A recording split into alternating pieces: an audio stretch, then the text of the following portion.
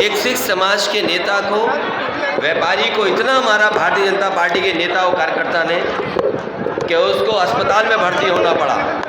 आँख बचेगी कि नहीं बचेगी, रोशनी वापस आएगी कि नहीं आएगी, क्या कोई कल्पना कर सकता है कि बीजेपी में इतना अहंकार है कि आज वो आदमी को आदमी नहीं समझ रहे। और कल्पना कीजिए, जो लोग ज़ीरो टॉलरेंस की बात कर रहे हैं, ज़ीरो टॉलरेंस की बात करने वाले लोग किसी की आँख की रोशनी छीन लेंगे। और दूसरा, कौन भूल जाएगा कि उस किसान को ज़मीन लेने के लिए लालच दिया गया। बीजेपी का नेता जो डिप्टी चीफ मिनिस्टर के साथ रहता है, बीजेपी के नेता दोनों डिप्टी चीफ मिनिस्टर के संपर्क में है, और उसने एक किसान की ज़मीन धोखे से लेकर के, उससे धोखे से चेक वापस लेकर के उसको मजबूर किया आत्महत्या के लिए। उस किसान की आत्महत्या हो गई, और वो ज़मीन कोई 6 करोड़ की नहीं है, वो 30, 35, 40 करोड़ की ज़मीन है। उसको बीजेपी का नेता 6 करोड़ में लेकर के उस सीधे साधे भोले किसान से चेक वापस लेकर के चेक फाड़ दिया। क्या इसके खिलाफ कार्रवाई नहीं होनी चाहिए? क्या लग रहा है कि कानपुर के अधिकारियों के पास वो बुलडोजर नहीं है जिसके पास चाबी हो?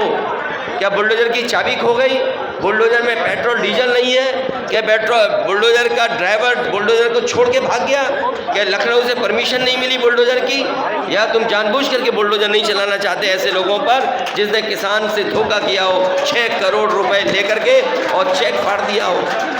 और मुझे वो भी दिन याद है, इसी शहर में दंगा हुआ था।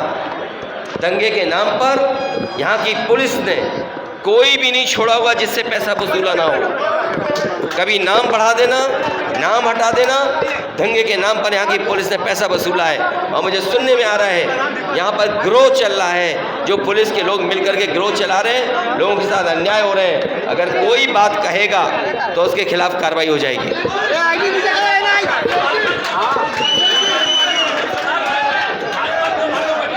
सवाल भाजपा का बटना बटाना नहीं है। जो लोग ज़ीरो टॉलरेंस बोल रहे हैं, क्या किसी की आंख की रोशनी ले लोगे आप? और आप मिली भगत कर करके आप उसके घर में बुलडोजर नहीं चलाओगे, उसके आत्मसमरण का मौका दोगे आप? वो किसान जो गरीब है, उसका 6 करोड़ का चेक दिया, उस सीधे साधे भोले किसान से 6 करोड़ का पैसा वापस लिया और चेक फाड़ दिया। आप क्या कर रहे हो? आप किस लिए IPS बने हो और किस लिए ज़ीरो टॉलरेंस की बात कर रहे हो आप? अभी तक मेन लोगों की गिरफ्तारी नहीं हुई। मेन लोगों की गिरफ्तारी इसलिए नहीं हुई, अधिकारी तालमेल बैठाए होंगे और दिल्ली और लखनऊ से फ़ोन आते होंगे कि इसको गिरफ्तार मत करो।